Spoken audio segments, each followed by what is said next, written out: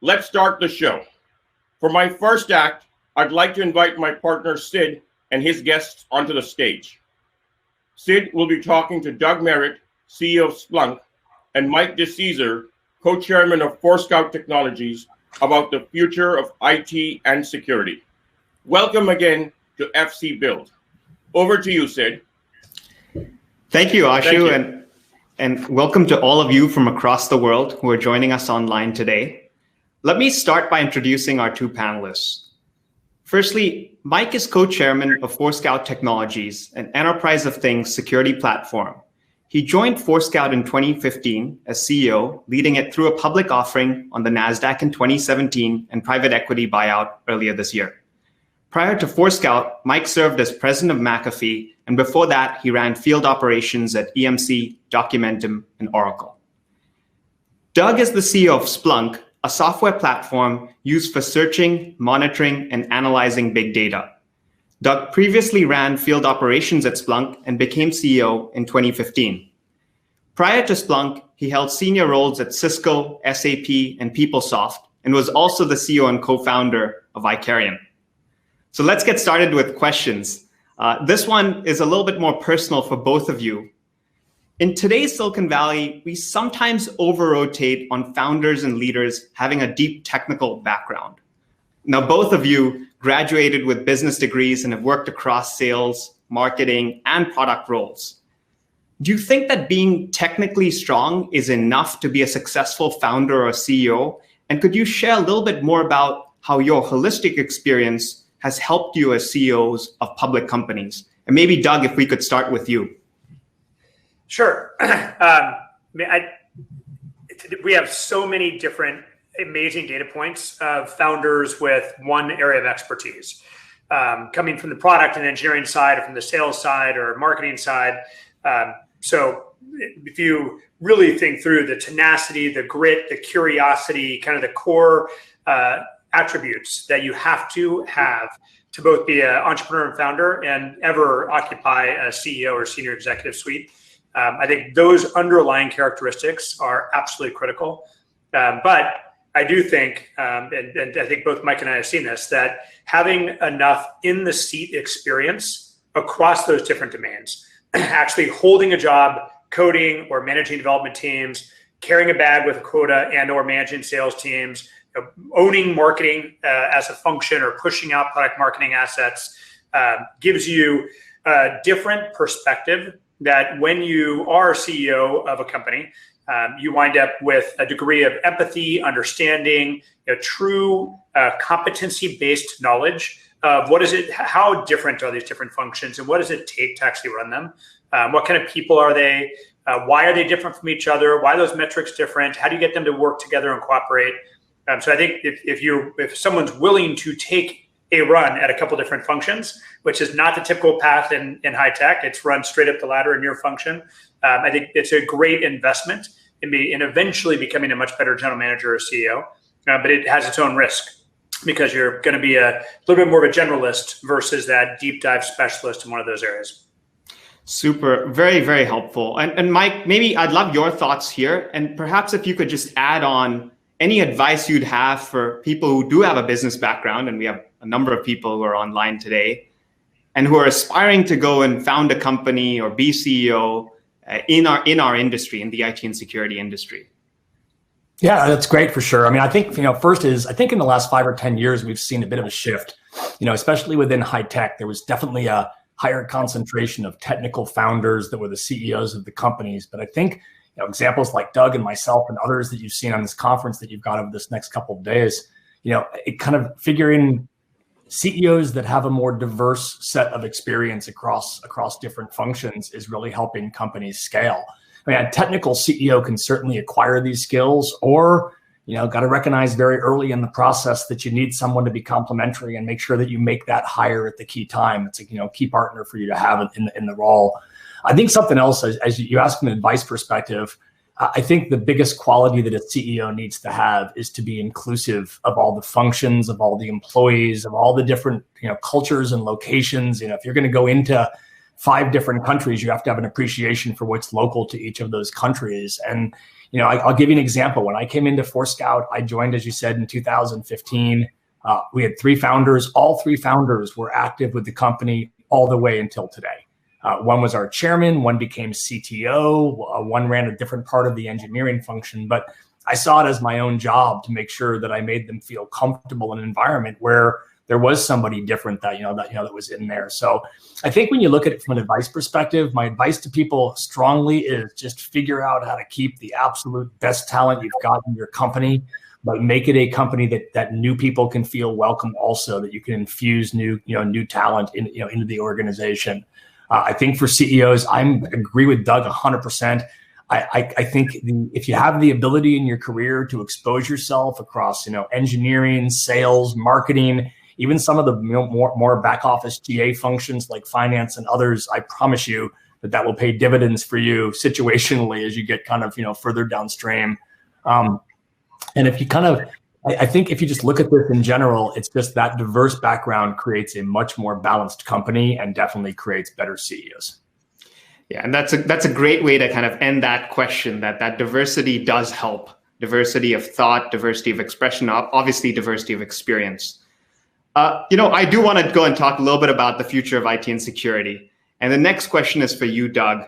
Over your tenure as CEO of Splunk, the market value of the company has increased from $7.5 billion in 2015 when you took over to over $25 billion today.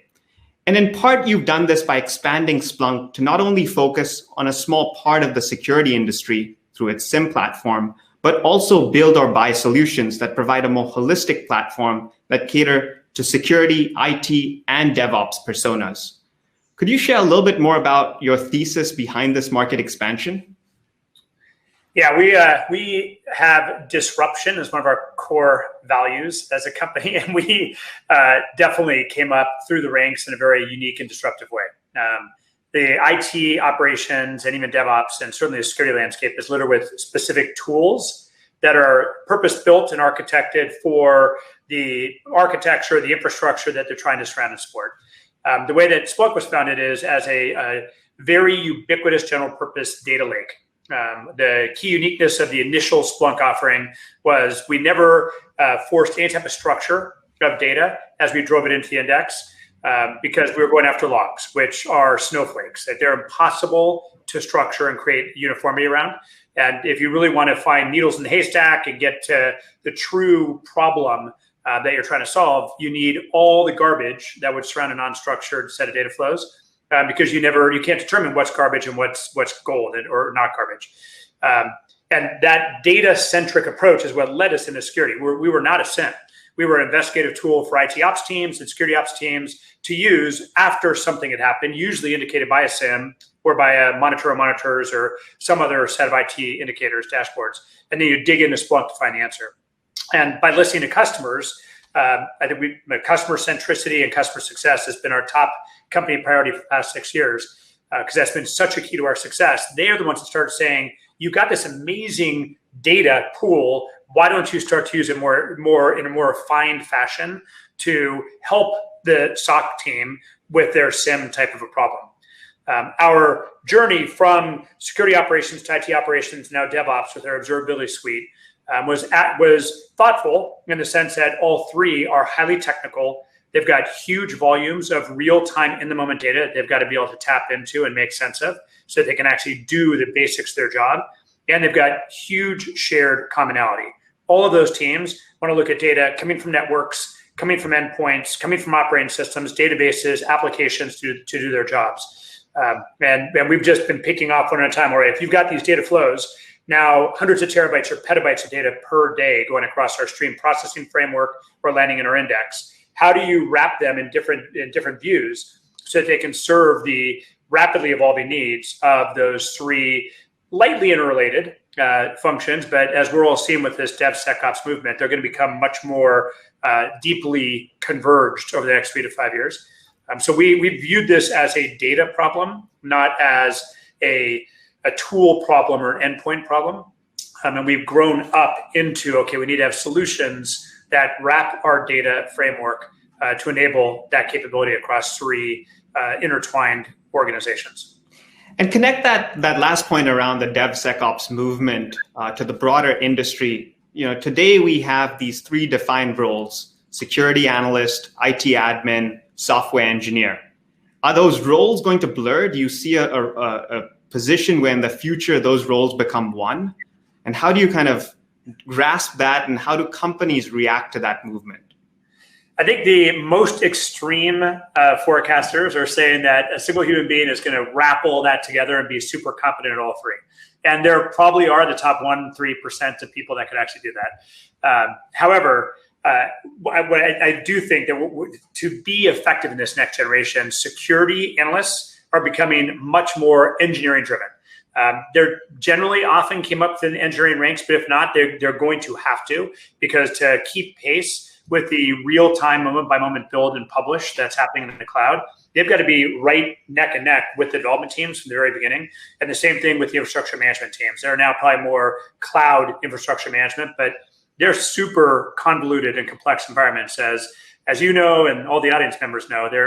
The number of new services that are springing up in any of the clouds is a staggering rate of new services. The APIs are not stable. They're not well-mannered. There's no uniform set of libraries or definitions. The services are always changing their characteristics and definitions. And so whether you're involved in developing, using those services, or whether you're trying to help those developers ensure that the code is as secure as humanly possible and the wrappings around the infrastructure are secure, or whether you're the person that's trying to make sure that there's visibility and resiliency and reliability around that infrastructure.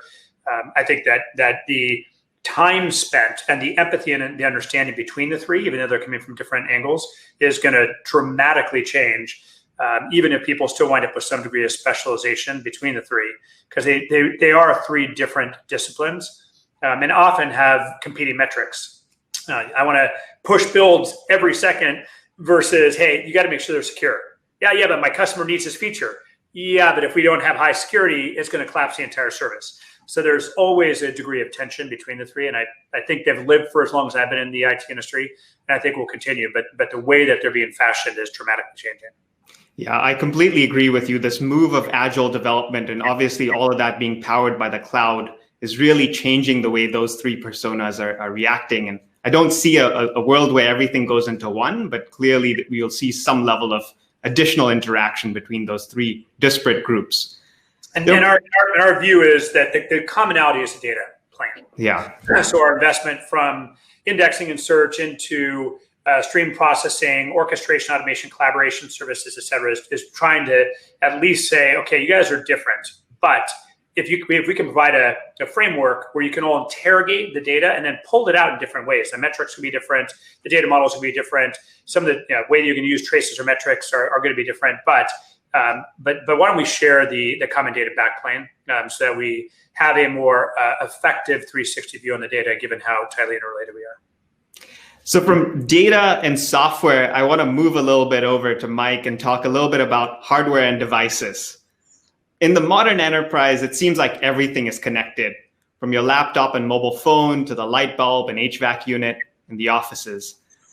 Forescout is a leader in device security, Mike, and it's continued to expand its network visibility across IT, OT, and IoT environments. What more do you think our industry needs to do around device security, and where are the opportunities for startups to innovate here? Yeah, I think as an industry, I think we are beginning to really understand the risks that come with many of these new use cases that are coming online.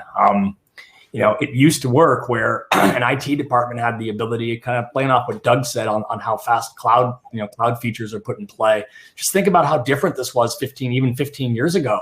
IT departments, whether it was a machine, a new application, they had time to build it, test it, run it in a very controlled environment. And then you start looking at things like all of a sudden you wake up one day and you've got security cameras and HVAC control systems and building management and all these different use cases that are all sitting on that same exact network as many of your, of your work assets. And I think when you look at this, there's billions of devices today that connect across IT, IoT, and the OT environments. At Forescout, we call this the enterprise of things. And that's what Forescout is. Forescout is a leader in providing customers real-time asset inventory or visibility of every device that's connected to their network. And just as importantly, I think we're seeing another really big trend that is starting to emerge here, which is in the cyber world.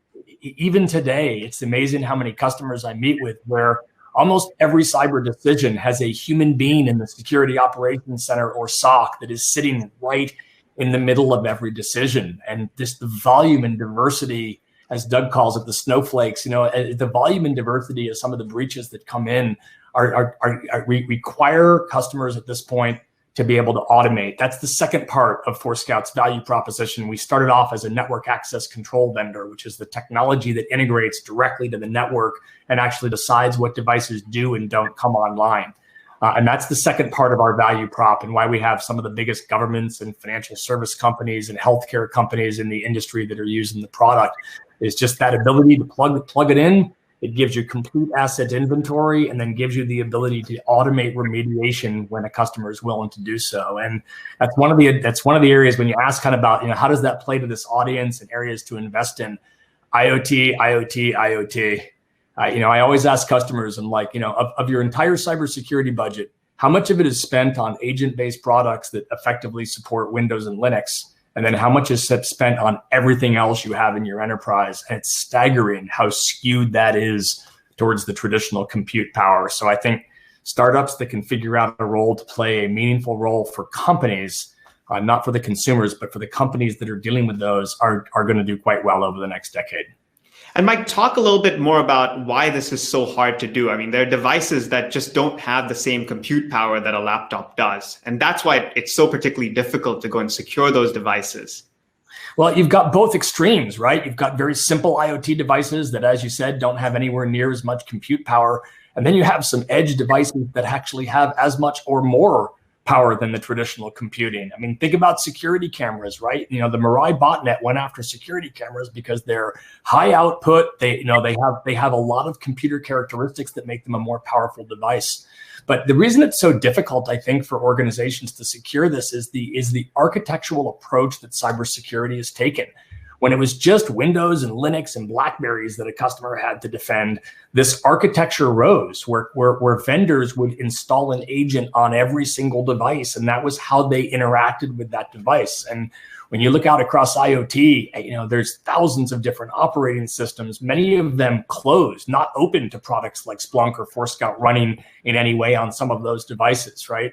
I as you said in my intro, I ran McAfee for a bunch of years, and when I look back on that, the team that supported Windows versus the Apple environment was a bit bigger than you would imagine it would be, and each of those has their own special little characteristics that make those devices interact, and that's what is the challenge across IoT. Is just every manufacturer, there's no Windows, right? There's no standard operating system. They all run their own thing, and it's the device and the operating system is just a single, appliance or something that vendor sells out there. Which is very different than it was in traditional computing.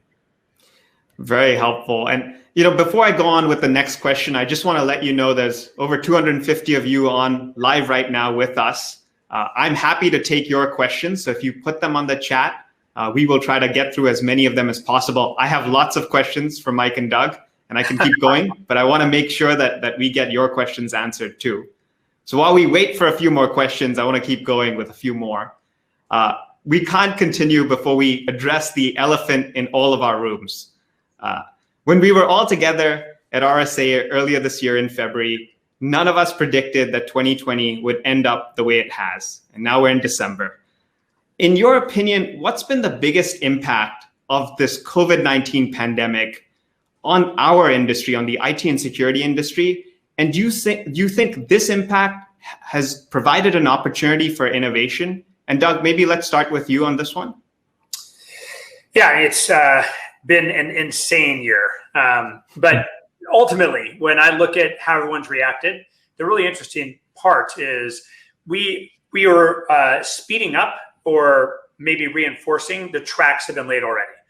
The ability for people to move to full remote workforce in days, which is what all of us had to do, would have been completely impossible and unthinkable 15 years ago, 20 years ago. But because of the advances that we've made in cloud computing and virtual VPN capabilities and the distributed devices, hopefully managed and secured that all of us walk around with, made it a really interesting, rapid set of adjustments.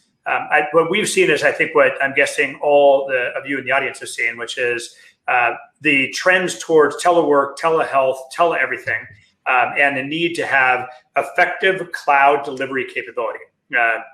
There's so many companies that I didn't understand didn't have delivery service or e-commerce service, or it's mind-boggling that in 2019, 2020, that's still something that people are working on. But that whole thing just got fast-tracked by 5, 10, 15 years, which I think makes the next-gen DevOps tools, SecOps tools, IT ops tools that much more important and powerful for the entire community to rally around. Because when you're trying to take the federal government, you think about these poor agencies, if any of you guys haven't sold to them, that are still coming to work with probably VT220 terminals in front of them, all of a sudden popping overnight to at home. The entire infrastructure for that agency now is to go online. And without tools like what you're providing, Mike, and I believe Splunk as well, but then all the incredible innovation that we've done around the DevSecOps arena, it just wouldn't be possible for these orgs. So I view the huge negatives and carnage of 2020 as ultimately a big positive, because the advances that we're going to see in work flexibility, and family flexibility, and location flexibility, I think are really good for the world around us. And we just accelerated by a couple decades. So DevSecOps is the big one. Mike, I'd love your perspective too on this. What's been the biggest impact? Yeah, I mean, I agree with everything that Doug said. I think it's amazing how resilient both customers and vendors were in kind of getting their organizations to that place. You could never have imagined it, as Doug said. There's no way that people would have been able to do that without the modern technology that exists out there. So I think that's very impressive. I think that from a customer perspective, just recognize that if there was ever any doubt that the traditional perimeter is now gone, it was confirmed. You don't get to put your employees and all your servers inside a ring and draw a circle around it and defend it anymore. We have our employees that are dialing out to services like Workday or Salesforce.com for functions. We have other services that are dialing into our organization. You've got your employees that are on Zoom on work laptops sitting on the same networks as Xboxes and all the devices that your kids and family might have that are out there. And I think it has just changed the landscape. I don't see us ever going fully back to the office, but I do think that we also that we have to also realize that one of the most daunting things for companies is still coming, which is sending your employees back to work. Just recognize you're going to have laptops that haven't been checked by many of your cybersecurity things in months, maybe a year, that are going to have to all of a sudden come online, and you're going to have to make a decision. Companies are going to have to figure out how to get those devices plugged back in a very secure way. And I think that, kind of how that gets managed in companies that can help organizations through that are going to be very valuable to companies here. Yeah, getting back to work is really important. And Doug knows this. I live right opposite Splunk headquarters in San Francisco. And I've mentioned to him that I'm waiting for the day when, all of his employees are back and he's back in the office. I can't wait. I never thought that I'd say that I'm looking forward to hopping on airplanes and staying in sketchy in cities all around the globe. But yeah, that social interaction, I agree with Mike. We'll never go back to where we were. We're going to really, I think, learn and leverage from what we have seen, but we need interaction. We're a social species, and we're trying to get by with 2D tools like this, the awesome video conferencing, but we need 3D tools as well. Completely agree. And I actually do miss traffic. I miss Bay Area traffic. Shockingly, I miss the drive. Not sure about that part. Well, Doug, the next question is a little bit more for you, and it's talking a little bit about talent. The global demand for the cybersecurity workforce rose to 6 million in 2019, and 25% of that went unfilled. Many in the industry are looking at automation to solve this demand-supply imbalance. Do you think that machine learning can reduce the need for human talent in our industry? And what processes do you think we can actually automate? Yeah, it's I think what we've seen over time for hundreds of years of experiences now is that automation absolutely is the biggest threat to jobs, much more than offshoring or any other flow of talent around the globe. But we always find new uses for human beings. So far, at 1900, I think we were still probably 70-75% of people employed in agriculture. All those people were down to 5, 6, 8% in any industrialized country. And yet unemployment prior to COVID was still sitting at 3, 5, 7%. So we find a way to make up the slack. And I think the same thing's going to happen in security. We absolutely need the high volume of data that we were talking about earlier, combined with effective machine learning, stream-based machine learning, more static-based machine learning, and orchestration automation frameworks, so that a lot of the more repetitive tasks that right now every SOC that I know of are throwing people at. The bulk of day in, day out work that the poor security analysts are doing is not super mind-bending. It's kind of mind-numbing. And that, I think, a huge chunk of that, the vast majority, could be taken over by the systems. We invested in Phantom as a great addition to the Splunk portfolio about 3 years ago. They've got a great automation orchestration framework that we've moved to the cloud and are combining with our machine learning. But there still is so much need for the human creativity and ingenuity around what that automation framework is doing. And when I'm talking to the average security operations center team, that's really what they're focused on, is how do we take the low level kind of tier 1 stuff and completely make it automated. Let's be thoughtful about some of the tier 2 stuff and what can we make invisible or at least retrospective for our teams so they don't have to waste their time on it. And then get much more leverage by making sure that the more proactive and outbound thought processes are being done effectively because we freed up so much of the reactive time. I don't think we'll get to the security framework, as Mike was alluding to, with perimeters completely destroyed. They're not coming back. The huge variety of, again, services in a cloud arena and then devices that are not cyber friendly right now without that degree of automation and machine learning being wrapped together.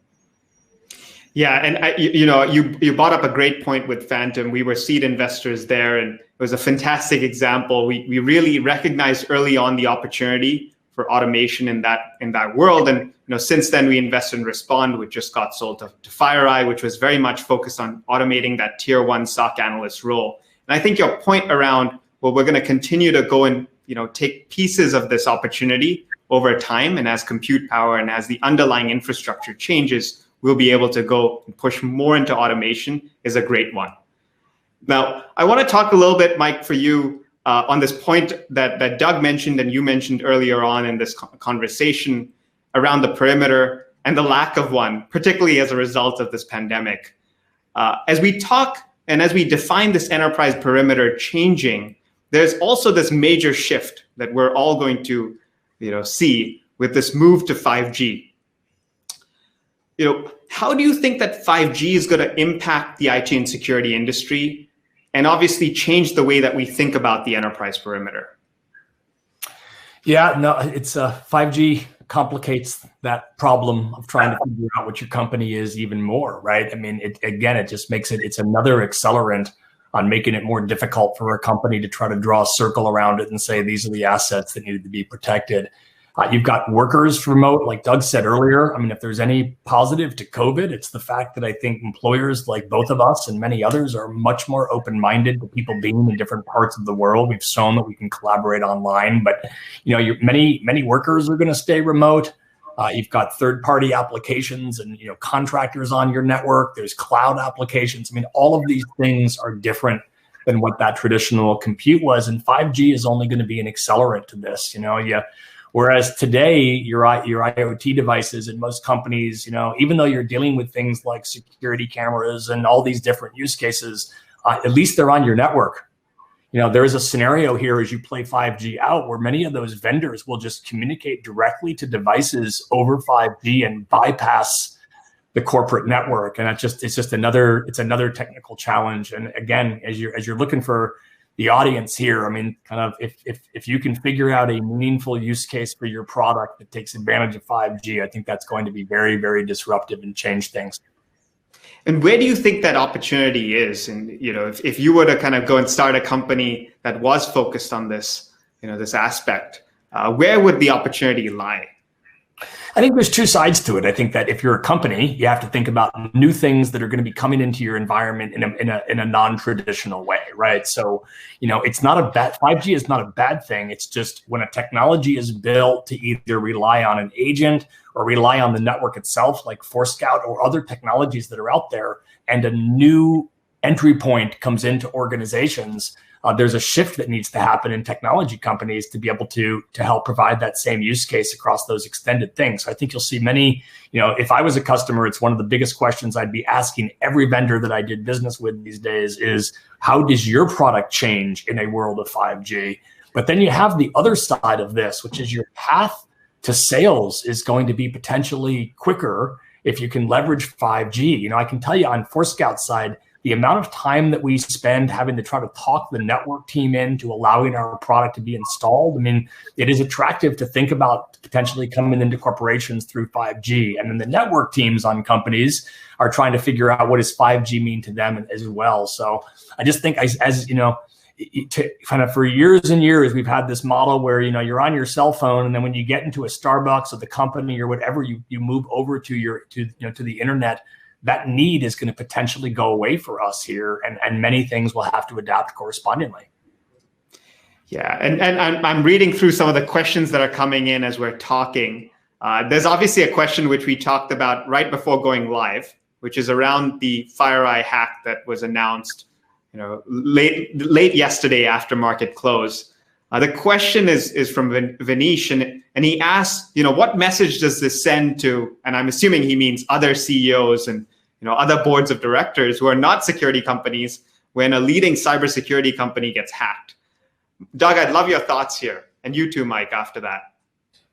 Yeah, I mean, it's Mike has got a ton of familiarity with the FireEye, the team there, et cetera. It's pretty astounding that one of the premier security firms with literally the most premier consulting and parachute team with Mandiant is able to, was targeted.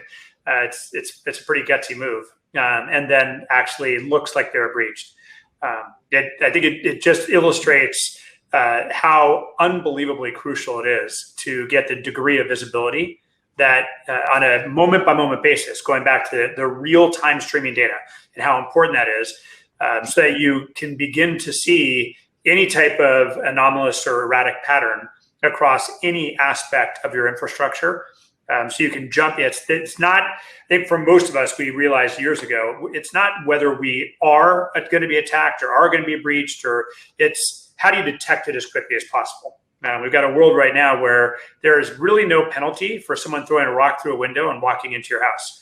So yeah, I guess you could make a house with no windows, but you still got to get food in. And people, if there's no consequence, they eventually can get in. What we can do is we can be super diligent on moment by moment, millisecond by millisecond detection, and then rapid response.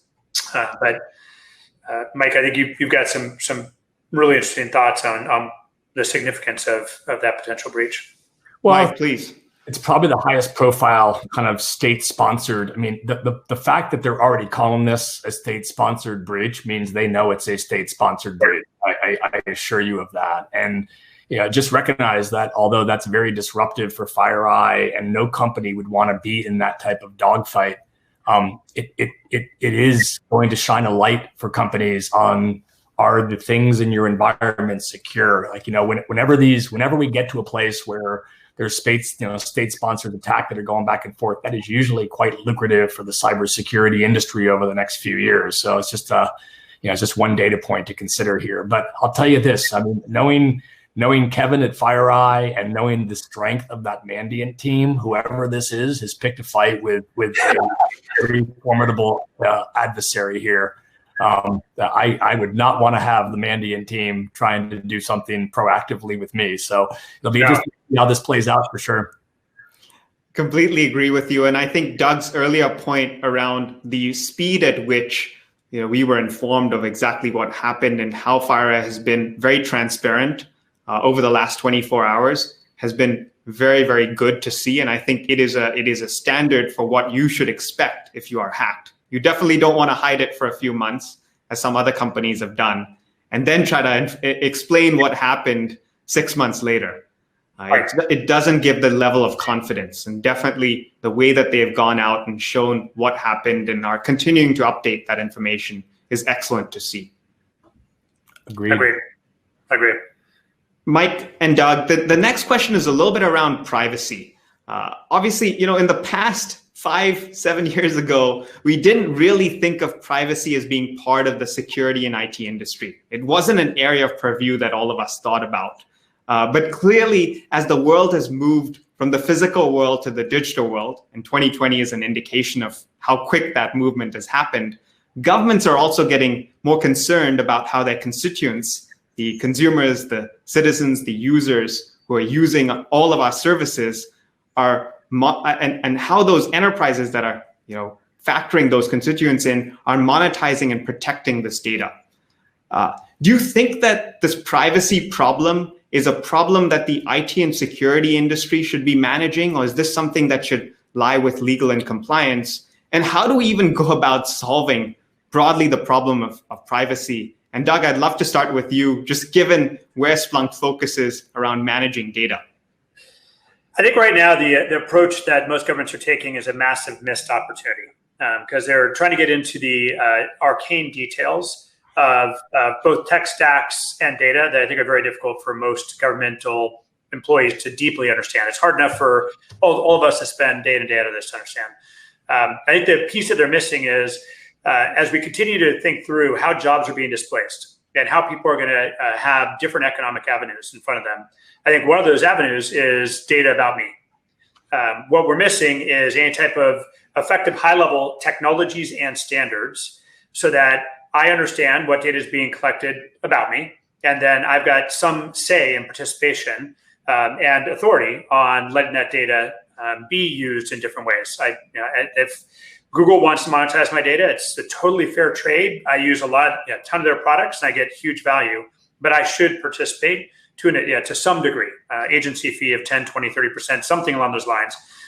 And we've seen how people have benefited in areas that we never would have guessed. The amount of money you can make if you're effectively utilizing Instagram or YouTube, or people are making incredible livings in areas that when my kids started playing with 5, 10, 15 years ago, it's like, you're just wasting your time. And then I realized, you're actually not. There's actually something really, really interesting there.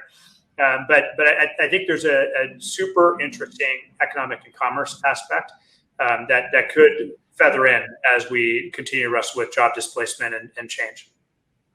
It needs to be part of that. This has been a really exciting talk. I've enjoyed spending time with both of you. I want to wrap things up with, I think an important question. We have 2 days of talks. There's another 48 panelists to speak. And they span across enterprise, from applications all the way down to infrastructure. Now, clearly from an earlier question, we've talked about how we need more people in our industry, in the IT and security industry. So what's the one thing that you'd like the 270 people who are online today to take away, on why they should drop everything and focus on our industry, on the IT and security industry? Mike, let's start with you. Well, first is you want to skate where the puck is going. And the reality is breaches like the FireEye breach yesterday show you that the cybersecurity industry is going to stay resilient and strong for many years to come. The number of attacks is growing in both severity and in volume. As Doug said earlier, it's the wrong way to look at it to think that artificial intelligence or machine learning is going to eliminate jobs. What it's going to do is it's going to take the medial tasks out of the way and allow the people to work on more sophisticated things. If you go into a SOC and you see the number of events that major companies have going on with Splunk concurrently, I assure you it outweighs the volume of analysts they have to be able to research those things, right? So I think that it's also a mission-driven industry. If you sit back, if it's important for you to work for a company where you feel like you're doing good in the world, joining the cybersecurity industry is about as hot as it gets, right? I don't hear many people that work for us say, "Oh, it's just my job." It is. You get people that really feel kind of connected with the positive side, trying to protect the FireEyes and other companies of the world against the adversaries. And then I think if you're a CEO on this call, from a CEO's perspective, I think we have a massive obligation to drive diverse hiring across functions, across locations, and all of that. I mean, we have to be honest. The cybersecurity industry traditionally has long struggled with diversity. And I think there's an opportunity with what's gone down with COVID, with all the trends we've talked about on 5G and cloud and all these things coming here, for us to reinvent this a bit and for companies to be more flexible about where people are. It gives you a much larger candidate pool. But I think both of those things are important. Doug? I'll just add on that mission and purpose piece that if you go back over the past 500 to 1,000 years, the biggest indicator of economic progress, mental health progress, physical health progress comes with the liberalization of information and data through the guise of education. But what got me super fired up about this sector 30 years ago, when I was first going out and trying to interview and figure out what I wanted to do for a career, was that tying those two things together. That the mission here, I know it's very trite, and Silicon Valley gets lambasted all the time for being too, hey, we want to change the world, we want to do good. But I think the foundation of what we do, and Mike, 100% the cyber front, and then everything else out in tech, really is driving that global prosperity and overall long-term benefit for humanity and how we operate together. So coolest place to be that I can think of, and obviously lots of economic opportunity. I couldn't have said it better myself. This is an exciting industry, and you definitely want to be with us in IT and security. So that ends our panel here today. I want to thank Mike and Doug for joining us. Next up, for all of you online, be sure to check out a number of sessions that we're running live at the same time that start at 10 a.m. You can just click on the sessions link on the left side of your screen and hop in and join any of them. There's a number of them, from how to be a CEO to how to close a Fortune 500 customer to a topic around robotics. There are a lot more exciting talks, and I'm very excited to start things off with this panel today. Thank you so much, Doug. Thank you so much, Mike, for joining us. Thanks, Sid. Thank you for having us. Thank you. Appreciate it.